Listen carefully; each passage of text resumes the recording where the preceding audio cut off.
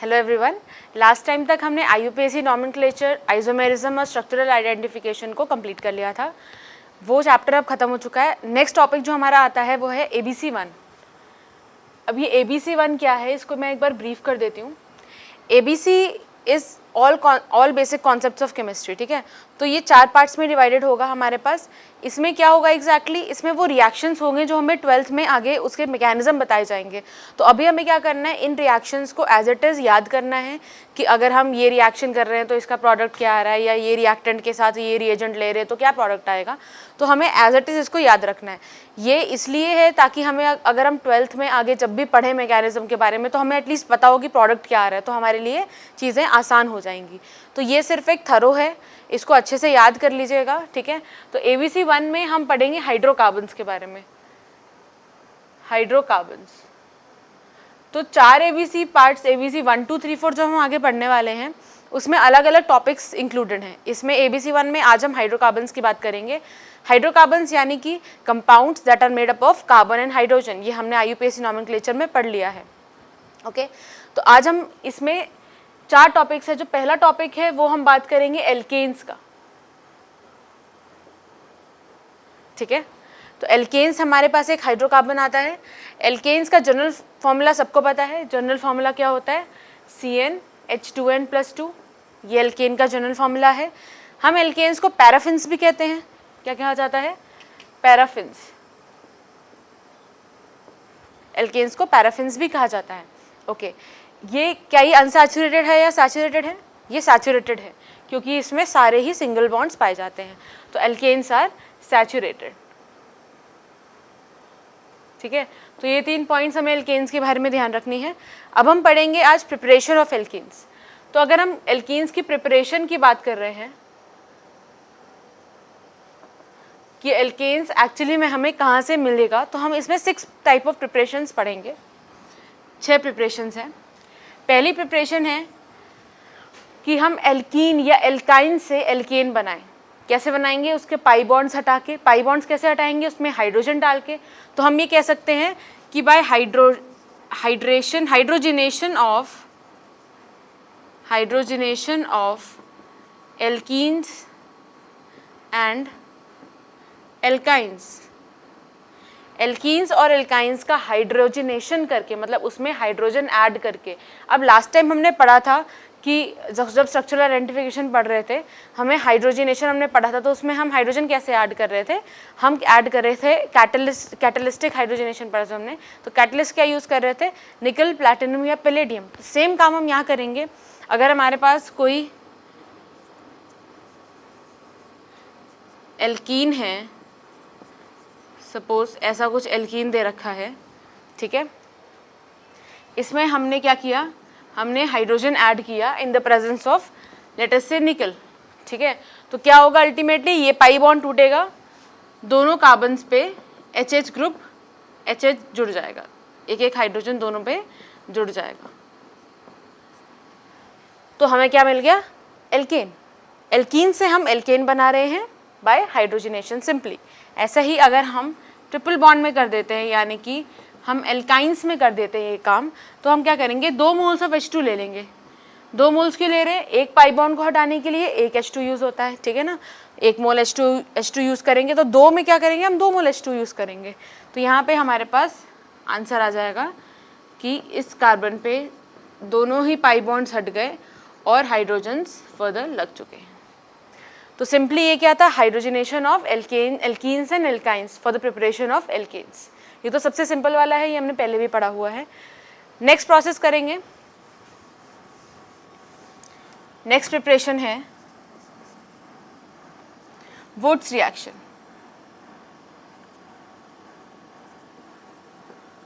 ये Wurtz reaction क्या है, वुड्स रिएक्शन में हम क्या करते हैं, हम सिमेट्रिकल एल्कीन्स बनाते हैं। पहली बात तो सिमेट्रिकल एल्केन्स बनाएंगे, सिमेट्रिकल एल्केन्स।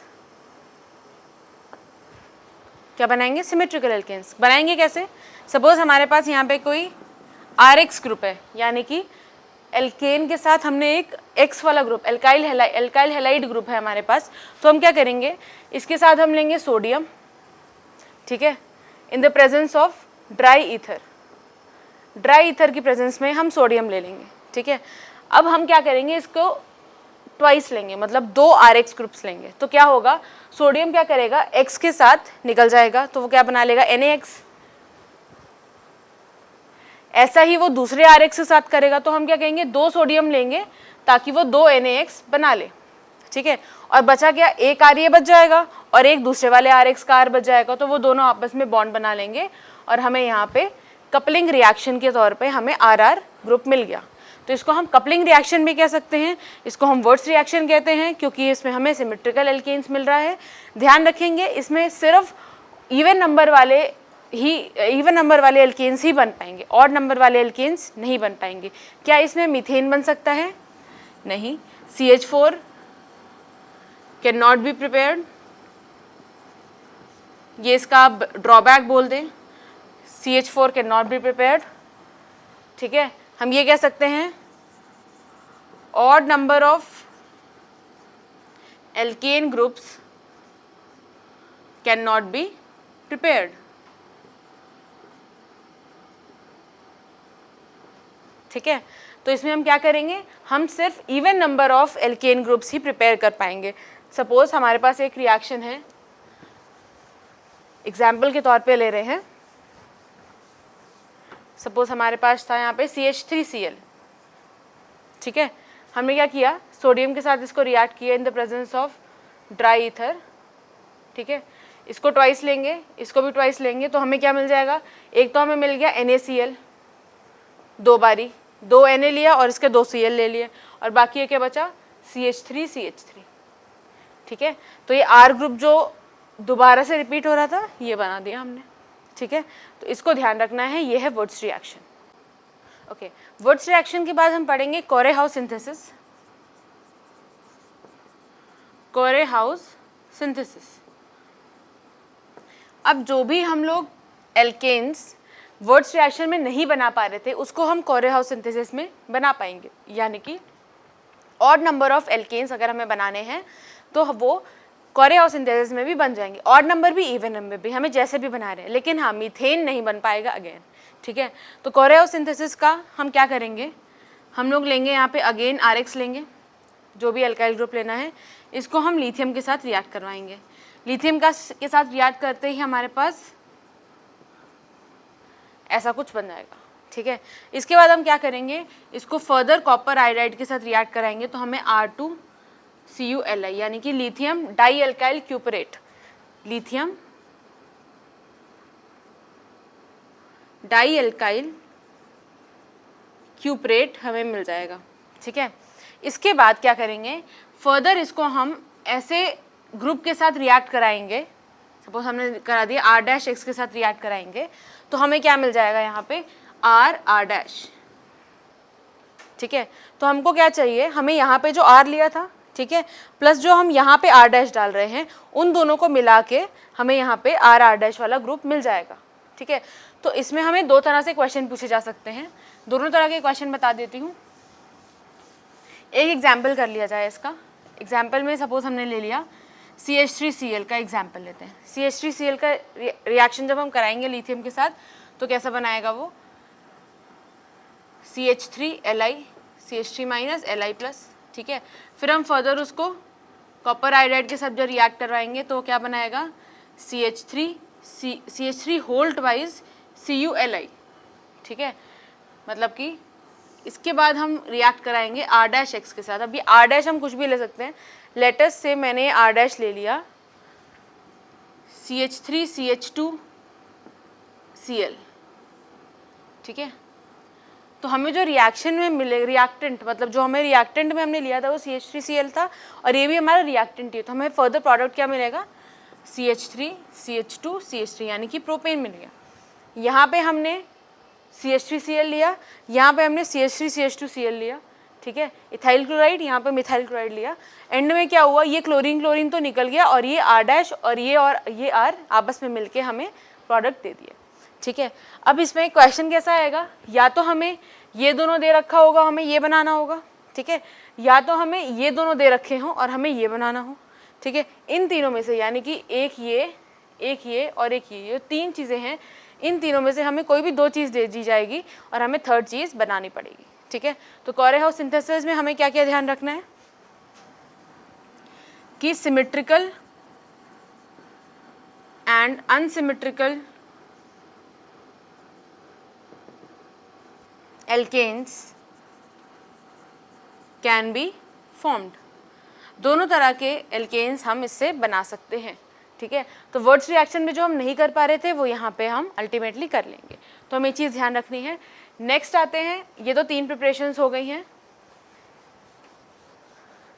नेक्स्ट प्रिपरेशन है डीकार्बोक्सिलेशन की। डीकार्बोक्सिलेशन, ठीक है। अब जो डीकार्बोक्सिलेशन होता है वो सोडा लाइम के थ्रू होता है। सोडा लाइम, सोडा लाइम क्या होता है? Soda lime is NaOH plus CaO,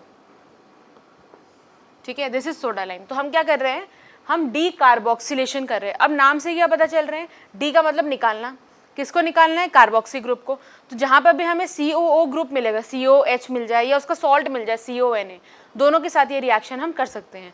तो this can be done with, suppose हमारे पास है RCOOH, ठीक है, इसका हमने रिएक्शन कराया NaOH प्लस CaO के साथ और इसको फर्दर हीट करा दिया, ठीक है। तो जब हम इसका रिएक्शन कराएंगे तो ये COO वाला जो ग्रुप है इसको बाहर निकाल देना है और बचा क्या हमारे पास, RH, ठीक है। तो हमें क्या मिल रहा है यहाँ पे, RH मिल रहा है। तो जो भी एल्केन, जो भी हमारे पास पहले जो रिएक्टेंट में जितने कार्बन थे उससे एक कार्बन कम बन रहा है, ये चीज़ ध्यान रखनी है। सपोज हमारे पास ऐसा है, बेंजीन रिंग है, इसके ऊपर COH लगा है, मतलब कि बेंजीन कार्बोक्सिलिक एसिड है, इसमें हमने NaOH और CO का रिएक्शन कराया और इसको हीट करा दिया। तो क्या होगा, ये COH पूरा का पूरा हट जाएगा और हमें अल्टीमेटली मिल क्या जाएगा, बेंजीन रिंग, ठीक है। या फिर ऐसा हुआ हो कि हमें जो बेंजीन रिंग है उसके ऊपर COONA लग रहा हो, CONA लगेगा, अगेन सेम काम होगा, सॉल्ट है ये, तो हम क्या बनाएंगे, NaOH प्लस COO के साथ जब रिएक्ट कराएंगे तो ये फिर हमें एक बेंजीन रिंग ही दे देगा। तो हमें ये याद रखना, डीकार्बोक्सिलेशन कर रहे हैं, सोडा लाइम यूज़ कर रहे हैं, तो हमें COO वाला जो ग्रुप है वो हमेशा के लिए उस पर्टिकुलर कंपाउंड से हटा देना है। जो भी एल्केन हमें मिलेगा ऑन द प्रोडक्ट साइड वो रिएक्टेंट साइड से एक कार्बन कम का ही मिलेगा, क्योंकि हम उस COO में कार्बन भी हटा रहे हैं, ठीक है। तो ये डीकार्बोक्सिलेशन था, इसको ध्यान में रखना है। आगे बढ़ते हैं, अब हम 2 तरह की रिडक्शंस के बारे में पढ़ेंगे। 5th है क्लीमेंसेंस रिडक्शन।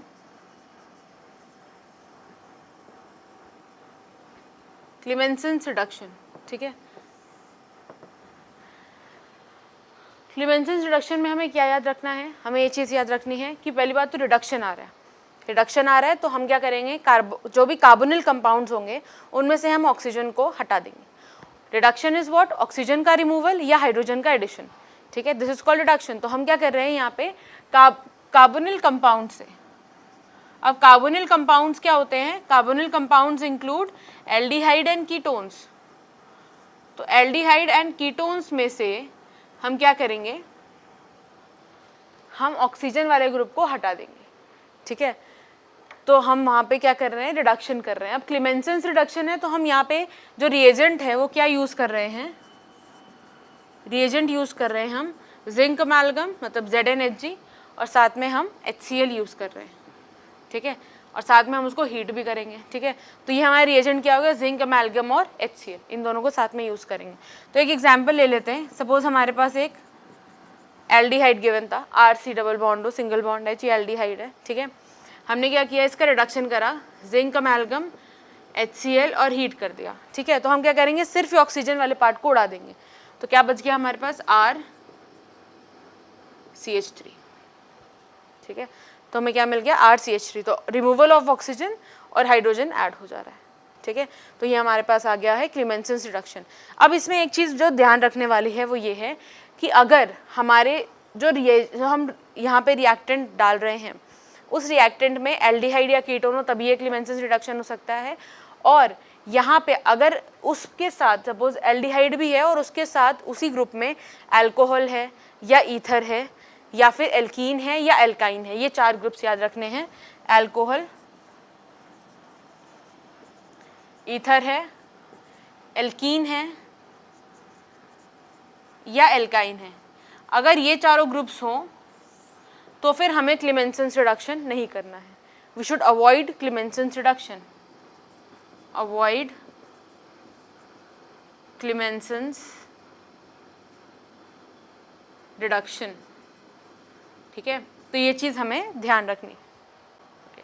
क्लेमेंसन्स रिडक्शन के बाद अब हम नेक्स्ट रिडक्शन जो पढ़ने जा रहे हैं, वुल्फ किश्नर रिडक्शन। ठीक है, तो ये हमारा 6th प्रिपरेशन हो जाएगा एल्केन का। 6th प्रिपरेशन क्या है?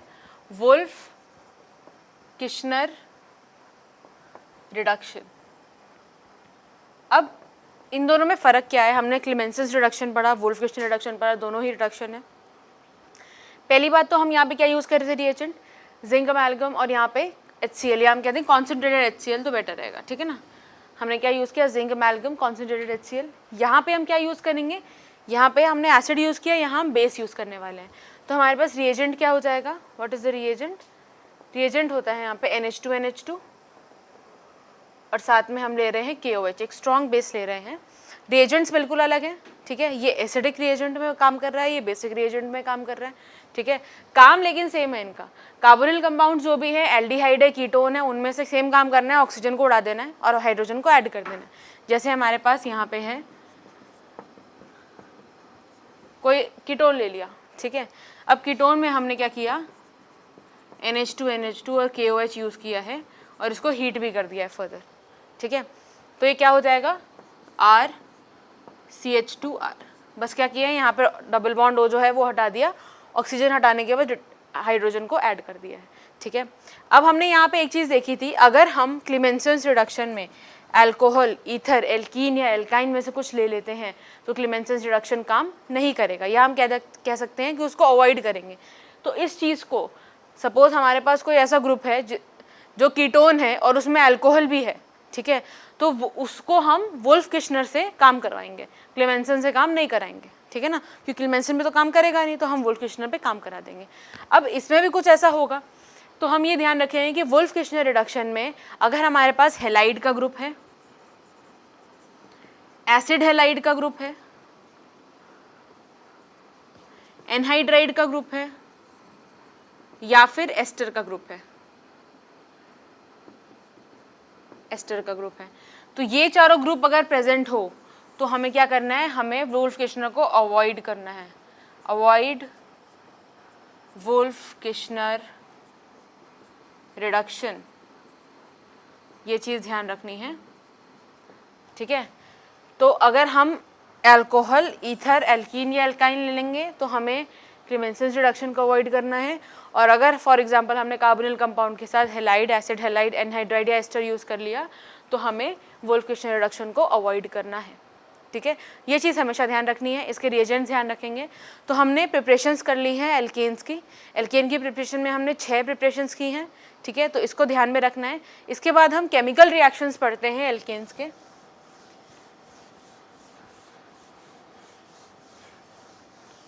Chemical reactions of alkenes, heading डालेंगे।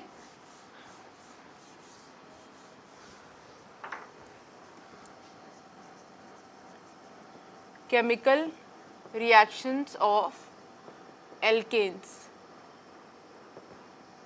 तो पहला केमिकल रिएक्शन तो हम ऑलरेडी पढ़ चुके हैं स्ट्रक्चर आइडेंटिफिकेशन में। क्या पढ़ा था उसमें? मोनोहैलोजिनेशन वाला। तो सेम काम हम यही कर रहे हैं, मोनोहैलोजिनेशन, या तुम कह दो हैलोजिनेशन, सिंपल बोल देंगे हैलोजिनेशन। Halogenation of alkanes. ठीक है, हैलोजिनेशन ऑफ एल्केन्स में हमने क्या पढ़ा था? वही सेम चीज़। सपोज हमारे पास कोई एल्केन दे रखा है, इसमें हमने क्या करा? हमने कोई हैलोजन डाला, क्लोरीन डाल दिया for example, in the presence of sunlight. ये एक फोटोकेमिकल रिएक्शन है। इसमें हम क्या करेंगे? एक CH का बॉन्ड तोड़ेंगे। ठीक है, यहाँ लिख देती हूँ, CH bond breaks and CX bond is formed. तो CH बॉन्ड टूट जाता है और CX बॉन्ड बन जाता है। तो हम क्या करेंगे यहाँ पे CH3 CH2Cl बना लेंगे, ठीक है। तो एक CH का बॉन्ड टूट गया और CX का बॉन्ड बन गया है, ठीक है। तो वो किस पे डिपेंड करता है, नंबर ऑफ हाइड्रोजन्स पे, number of types of hydrogen पे, आई मस्ट से, ठीक है। तो कितने डिफरेंट टाइप्स ऑफ हाइड्रोजन उसमें उस पर्टिकुलर कंपाउंड में प्रेजेंट है, उस हिसाब से ही हम ये रिएक्शन करेंगे, ठीक है। फॉर एग्जाम्पल हमारे पास साइक्लोहेक्सेन है, इसमें हमने क्लोरीन डाला, ठीक है। तो हम इसको पूरे साइक्लोहेक्सेन के जितने भी हाइड्रोजन है सब सेम है, ठीक है, क्योंकि वो सब एक समान है। तो हम क्या करेंगे, कहीं पे भी एक क्लोरीन लगा देंगे, that will be the answer, ठीक है। This comes in halogenation of alkanes. इसका एक और एग्जाम्पल लेते हैं हम, 2 एग्जाम्पल हम कर चुके हैं, थर्ड एग्जाम्पल लेते हैं, प्रोपेन ले लेते हैं, CH3 CH2 CH3, ठीक है। हमारे पास प्रोपेन है, इसमें हमने क्या किया, इसमें हमने क्लोरीन डाला फॉर एग्जांपल, और यहाँ पे हमने सनलाइट ली है, ठीक है। तो यहाँ पे कितने तरह के हाइड्रोजन है, 2 तरह के हाइड्रोजन है, ठीक है। तो हम क्या करेंगे, पहले तो इस पे क्लोरीन लगा सकते हैं, ठीक है। दूसरा हम बीच वाले कार्बन पे भी क्लोरीन लगा सकते हैं हाइड्रोजन को हटा के, तो CH3 CH Cl CH3, ठीक है। तो इसमें हमें कितने प्रोडक्ट्स मिल गए हैं, 2 प्रोडक्ट मिल गए हैं। अब एक चीज़ क्या ध्यान रखनी है, इसकी रिएक्टिविटी ऑर्डर। अगर हमसे कोई पूछ ले रिएक्टिविटी चारों हैलोजेंस के बीच में किसकी रिएक्टिविटी ज़्यादा है, फ्लोरीन क्लोरीन ब्रोमीन आयोडीन में से, तो हम कहेंगे कि फ्लोरीन जो है वो सबसे ज़्यादा रिएक्टिव होता है, then chlorine, then bromine and then iodine.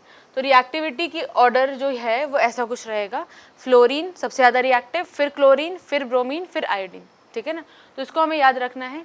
हाँ, अगर हमें हाइड्रोजन के बारे में पूछा जाए कि हाइड्रोजन कौन सा सबसे अच्छा होगा निकालना सबसे पहले, तो 3 डिग्री हाइड्रोजन सबसे ज़्यादा रिएक्ट करता है, सबसे जल्दी रिएक्ट करता है, फिर 2 डिग्री हाइड्रोजन रिएक्ट करता है, फिर 1 डिग्री हाइड्रोजन रिएक्ट करता है, ठीक है ना। तो अगर सपोज इस पर्टिकुलर में हमसे बोला जाए कि रिएक्टिविटी ऑर्डर क्या रहेगा, जो भी हमें प्रोडक्ट्स मिल रहे हैं, तो हम कहेंगे कि ये वाला जो प्रोडक्ट है, ये 2 डिग्री वाला हाइड्रोजन जो प्रोडक्ट बन रहा है, ये सबसे पहले बन रहा होगा, फिर उसके बाद ये 1 डिग्री वाला बन रहा है, क्योंकि 2 डिग्री का हाइड्रोजन निकालना 1 डिग्री कंपैरिजन में ईजी हो जाता है, ठीक है ना। तो ये वाला जो रिएक्टिविटी ऑर्डर है दोनों का हमें ध्यान में रखना है और फिर क्वेश्चन करना है। अगर तुमसे कोई एक पूछे क्वेश्चन में कि किसकी रिएक्टिविटी सबसे ज़्यादा होगी, या एक प्रोडक्ट ऐसा बनाओ जो सबसे ज़्यादा जल्दी रिएक्ट होके ये प्रोडक्ट बन रहा हो, तो 3 डिग्री वाला हाइड्रोजन सबसे जल्दी निकलेगा, तो उसका प्रोडक्ट हमें सबसे पहले बनाना है, ठीक है। ये चीज़ ध्यान रखनी है। नेक्स्ट केमिकल रिएक्शन में आते हैं। पहला तो हमने कर लिया, दूसरा रिएक्शन है isomerization of alkanes. Isomerization of alkanes,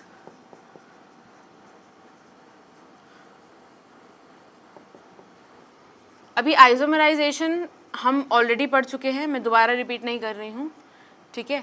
isomerisation करना है हमें, तो सिंपल सी बात है, हम रिएजेंट क्या लेंगे ये ध्यान में रखो। रिएजेंट लेंगे हम एनहाइड्रस AlCl3, ठीक है। हम क्या ले रहे हैं, एनहाइड्रस AlCl3 ले रहे हैं, और उसके साथ हम HCl भी ले रहे हैं, ठीक है। HCl क्या काम कर रहा है यहाँ पे, HCl का ये काम है कि वो क्वाटरनरी मतलब कि 4 डिग्री कार्बन बनाने नहीं देगा।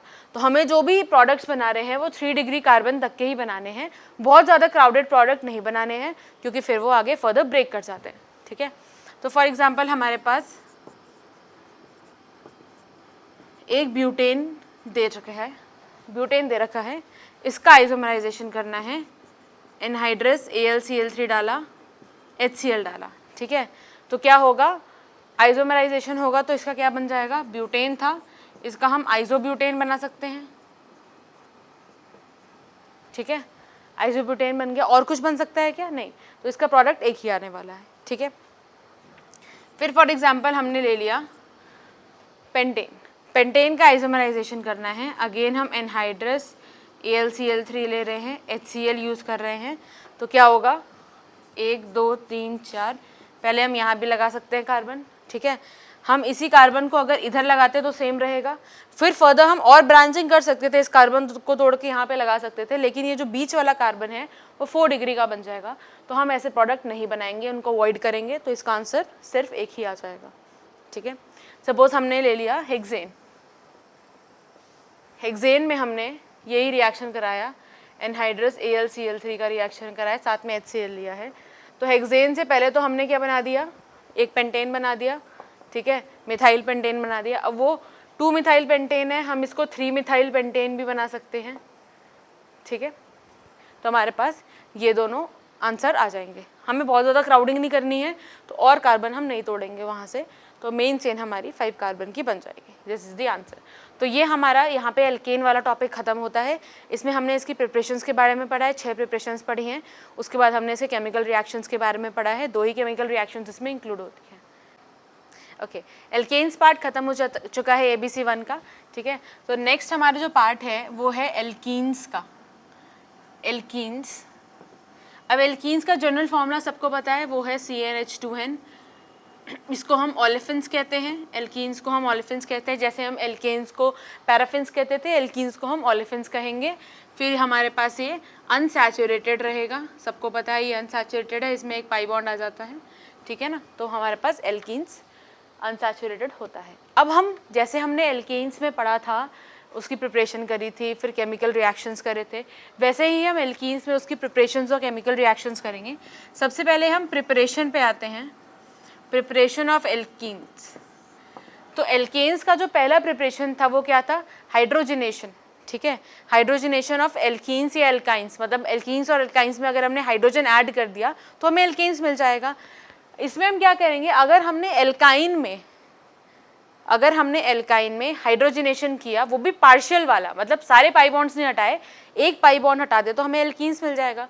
तो यहाँ पे हम क्या करेंगे, partial reduction of alkynes. Partial हम इसलिए कर रहे हैं क्योंकि अगर हम कंप्लीट रिडक्शन कर देते तो हमें एल्केन्स मिल जाएगा, ठीक है। तो हम यहाँ पे क्या करेंगे, पार्शियल रिडक्शन ऑफ एल्काइंस करेंगे। अब पार्शियल रिडक्शन में 2 तरह की चीज़ें आती हैं, ठीक है। पहली चीज़ है, अलग अलग कैटलिस्ट हैं बेसिकली।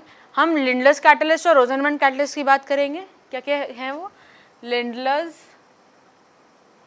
कैटलिस्ट और दूसरा है रोज़नमंड कैटलिस्ट, ठीक है। तो इन दोनों में सिर्फ एक चीज़ का फ़र्क है, वो है रिएजेंट का, ठीक है। तो रिएजेंट क्या है इसका, इसमें हाइड्रोजन पैलेडियम यूज़ करेंगे ही करेंगे, इसमें भी हाइड्रोजन पैलेडियम यूज़ करेंगे, ऑब्वियसली हम रिडक्शन कर रहे हैं। फिर हम यहाँ पे CaCO3 यूज़ कर रहे हैं और यहाँ पे हम BaSO4 यूज़ कर रहे हैं, बस ये फ़र्क है। फर्दर यहाँ पे भी हम क्विनोलिन ले रहे हैं और इसमें भी हम फर्दर क्विनोलिन ले रहे हैं। तो everything is same except CaCO3 and BaSO4। Even इनके जो प्रोडक्ट्स हैं वो भी सेम आते हैं। तो इनका अगर हम प्रोडक्ट बना के देखें, सपोज हमारे पास यहाँ पे कोई एल्काइन ग्रुप है, ठीक है, इनमें हमने लिंडलर्स कैटलिस्ट बोल दो, लिंडलर्स या फिर रोज़नमंड कैटलिस्ट, अब मैंने लिख दिया है वहाँ पे, तो इसको ध्यान रखना, ये चीज़ लिखी होगी यहाँ पे, लिंडलर्स या रोज़नमंड कैटलिस्ट लग रहा हो तो यहाँ पे जो भी प्रोडक्ट बनेगा वो बनता है हमारा सिस एल्कीन। अब सिस और ट्रांस एल्कीन क्या होता है, सिस एल्कीन का मतलब है कि अगर सेम ग्रुप सेम साइड में है तो उसे हम सिस एल्कीन बोलते हैं। तो हम इसका अगर रिडक्शन करके आंसर बनाएंगे तो वो कुछ ऐसा आएगा कि ये जो सेम ग्रुप्स हैं वो दोनों सेम साइड में है, तो हम इसको क्या कह देंगे, सिस एल्कीन, ठीक है। तो पार्शियल रिडक्शन ऑफ एल्काइंस में पहली चीज़ तो हमने लिंडलर्स और रोज़नमंड कैटलिस्ट के बारे में पढ़ ली, ठीक है, जिससे हमें सिस एल्कीन मिल रहा है। अब एक चीज़ और इसमें पार्शियल रिडक्शन में सेकेंड चीज़ जो हम पढ़ेंगे वो पढ़ेंगे हम बर्च रिडक्शन की, बर्च रिडक्शन। अब ये बर्च रिडक्शन क्या है, बर्च रिडक्शन में जो रिएजेंट यूज़ होता है वो होता है, हम कोई मेटल ले लें, लिथियम या सोडियम मेटल ले लिया, ठीक है, साथ में NH3 जो कि लिक्विड फॉर्म में होगा, ठीक है। तो ये इसके रिएजेंट है, क्या क्या रिएजेंट है, लिथियम सोडियम, हमने कोई मेटल ले लिया लिथियम या सोडियम में से, और साथ में NH3 ले लिया in the form of liquid. अब इसमें क्या होगा, सेम वही काम कर रहे हैं, पार्शियल रिडक्शन कर रहे हैं। तो पार्शियल रिडक्शन करेंगे तो अगर हम इस एल्काइन का पार्शियल रिडक्शन कर रहे हैं, हमें यहाँ पे ले लिया लिथियम और साथ में NH3 ले लिया लिक्विड फॉर्म में, ठीक है। तो होगा क्या, यहाँ पे RC ट्रिपल बॉन्ड से डबल बॉन्ड बन गया, ठीक है, C, और यहाँ पे हमें जो आंसर मिलेगा वो होगा ट्रांस एल्कीन। ट्रांस का मतलब है same group on the opposite side. तो यहाँ पे क्या था, सिस और ट्रांस एल्कीन में देखें, सिस एल्कीन में क्या था, आर जो था या एच तुम कह दो सेम साइड में था, ठीक है। यहाँ पे क्या है, ये ऑपोजिट साइड में है, ठीक है। तो इसमें अगर हमें ट्रांस एल्कीन चाहिए तो हम बर्च रिडक्शन करेंगे, और अगर हमें सिस एल्कीन चाहिए तो हम लिडलस कैटलिस्ट या रोजरमंड कैटलिस्ट का यूज़ करेंगे। तो ये हमारा पहला पार्शियल रिडक्शन ऑफ एल्काइंस, हमारा पहला प्रिपरेशन था, ठीक है। सेकेंड प्रिपरेशन देखते हैं। सेकेंड प्रिपरेशन है हमारा डिहाइड्रोहेलोजिनेशन। तो जो हमारा नेक्स्ट प्रिपरेशन आएगा वो है बी पार्ट में dehydrohalogenation of alkyl halides. Alkyl halides का हमने डिहाइड्रोहेलोजिनेशन करा, मतलब कि हम उसमें से हाइड्रोजन भी निकाल रहे हैं और हैलोजन भी निकाल रहे हैं, किसमें से, एल्काइल हैलाइड में से। तो लेट अस से हमारे पास कोई एल्काइल हैलाइड है और यहाँ पे कोई आर ग्रुप लग रहा है, यहाँ पे भी आर ग्रुप लग रहा है, लेट अस से ऐसा कुछ, चलो यहाँ पे CH3 लगा देते हैं, कोई प्रॉब्लम नहीं है, ठीक है। ओके, एक आंसर ये क्वेश्चन ये कर लेते हैं, फिर CH3 वाला करेंगे। इसमें क्या है, हम क्या कर रहे हैं, यहाँ पे हाइड्रोजन भी निकाल रहे हैं और हैलोजन भी निकाल रहे हैं। तो ये हाइड्रोजन मान लेते हैं और ये हैलोजन मान लेते हैं। इन दोनों को अगर हम निकालेंगे तो दोनों कार्बन्स की जो अगल बगल में जो कार्बन्स हैं इनकी वैलेंसीज खत्म हो जाएंगी, वैलेंसीज पूरी नहीं होंगी, 3 ही वैलेंसीज भरी होंगी। तो हम क्या, तो ये दोनों कार्बन्स क्या करेंगे, आपस में पाई बॉन्ड बना लेते हैं, ठीक है ना। तो यहाँ पे क्या हो रहा है, हम लोग क्या क्या यूज़ कर रहे हैं, हम यहाँ पे एक स्ट्रॉन्ग बेस यानी कि KOH यूज़ कर रहे हैं, हम यहाँ पे अल्कोहल यूज़ कर रहे हैं और फिर हम इसको हीट कर रहे हैं, ठीक है। तो यहाँ पे उससे क्या होगा, हाइड्रोजन और हैलोजन दोनों साथ में निकल आएंगे और हमारे पास जो यहाँ पे आंसर मिल जाएगा वो कुछ ऐसा होगा, ठीक है। एक पाई बॉन्ड जनरेट हो गया, कैसे, हाइड्रोजन और हैलोजन एडजेसेंट कार्बन में से हमें दोनों को निकालना है। अब ये भी हो सकता था, फॉर एग्जाम्पल अगर हमारे पास ऐसा कुछ होता,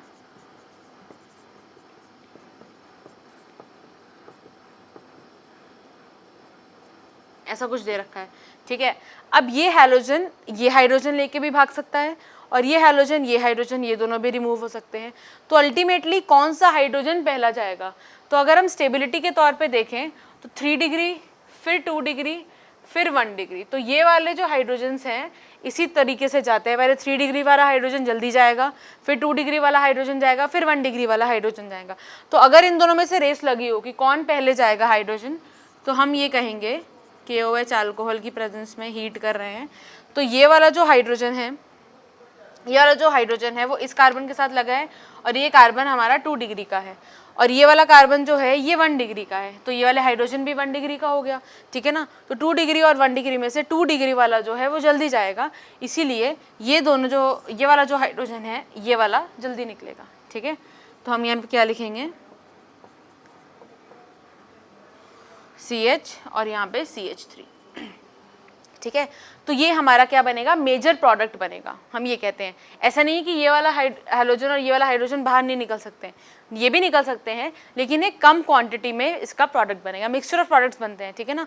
तो ये वाला क्या बनेगा, ये हमारा मेजर प्रोडक्ट होगा और वो वाला हमारा माइनर प्रोडक्ट होगा, ठीक है।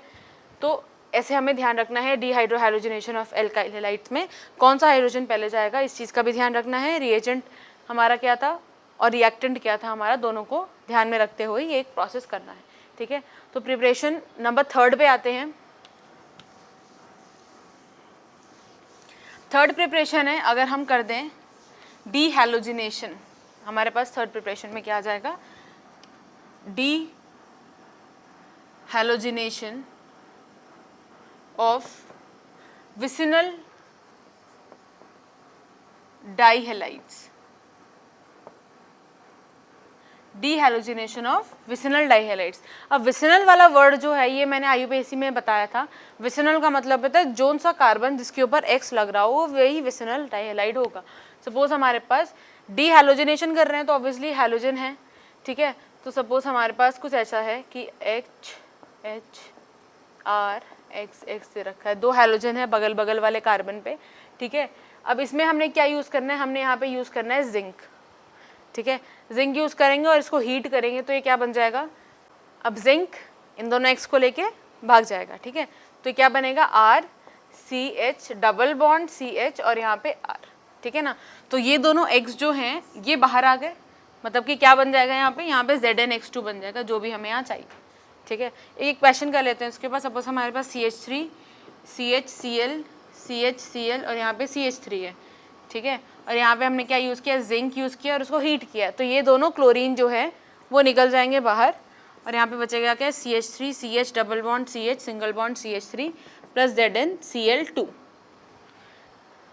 ठीक है। तो ये हो गया हमारा डीहैलोजिनेशन ऑफ विसिनल डाइहेलाइड। तो इसमें एक प्रिपरेशन और बच रही है, वो है डीहाइड्रेशन ऑफ अल्कोहल्स की, वो भी देख लेते हैं। डीहाइड्रेशन, डीहाइड्रेशन का मतलब सबको पता है, dehydration of alcohols.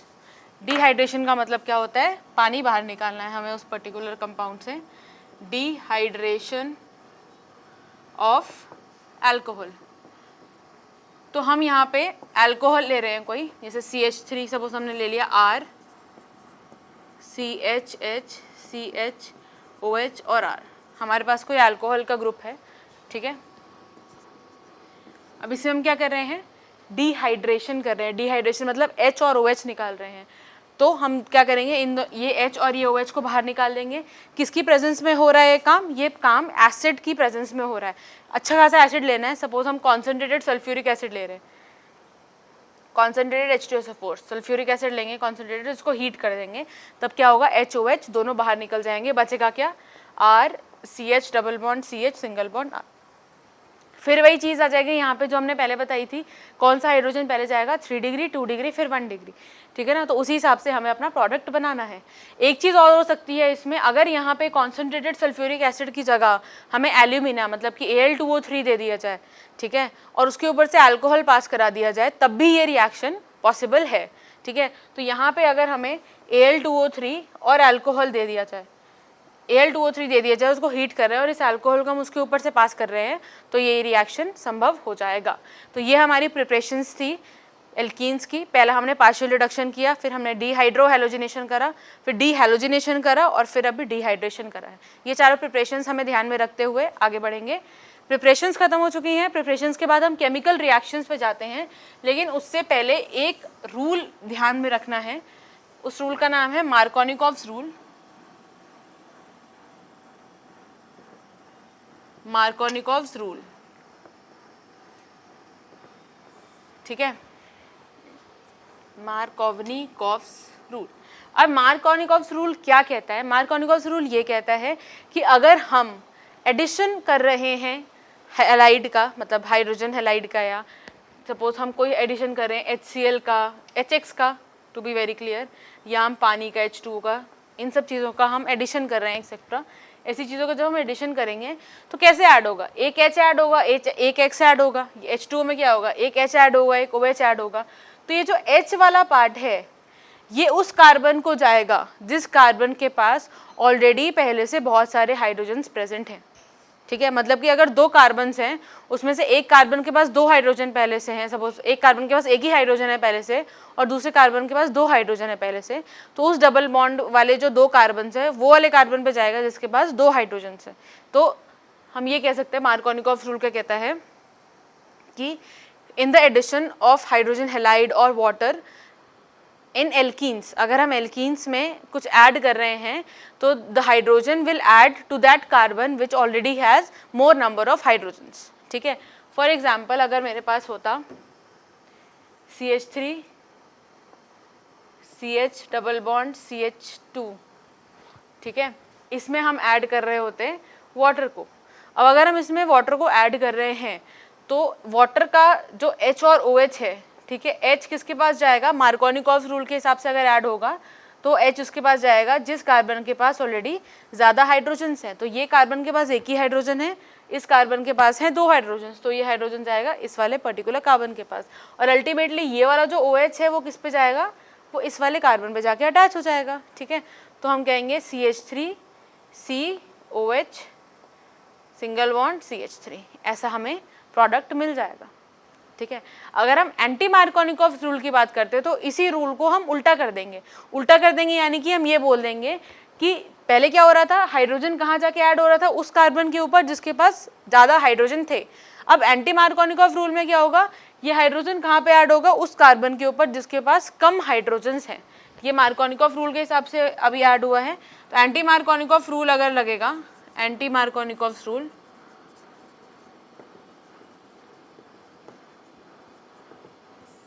Hydrogen will be added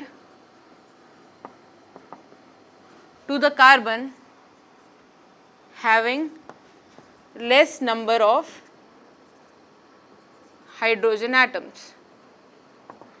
तो हाइड्रोजन कहाँ पे ऐड होगा, उस कार्बन पे जिसके पास कम नंबर ऑफ हाइड्रोजन एटम्स हैं। और मार्कोनिकॉफ रूल क्या है, hydrogen will be added to the carbon having more number of hydrogen atoms.